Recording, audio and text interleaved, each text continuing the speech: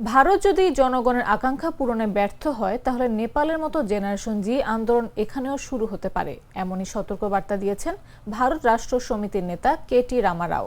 শনিবার এনডিটিভির যুব কনক্লেভে বক্তব্য রাখতে গিয়ে তিনি বলেন, নেপালের সম্প্রতি যা ঘটেছে তা আসলে গণতন্ত্র জেনারেশন জির কণ্ঠ রোধ করারই ফল।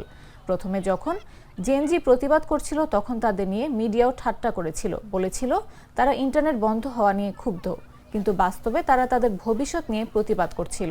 কেটিআরকে সরাসরি প্রশ্ন করা হয়, ভারত কি একই ধরনের জেনজি আন্দোলন সম্ভব? জবাবে তিনি বলেন, যদি সরকার মানুষের আকাঙ্ক্ষা পূরণে বারবার ব্যর্থ হয় তাহলে কেন নয়, হ্যাঁ সম্ভব। যদি অনুষ্ঠানে উপস্থিত অনেক তরুণ এই প্রশ্নের উত্তরে না বলেন, তখন কেটিআর হেসে বলেন, রাত এখনো অনেক বাকি আছে, দেখা যাক কি হয়। যুব অ্যান্ড দ্য আর্ট অব রিইনভেনশন শীর্ষক সেশনে কে.টি. রামারাও বলেন, জেনজি হলো সাহসী, উদ্ভাবনী ও চঞ্চল। আমি বিশ্বাস করি আমার রাজ্য তেলেঙ্গানাও এক প্রকার জেনজি রাজ্য।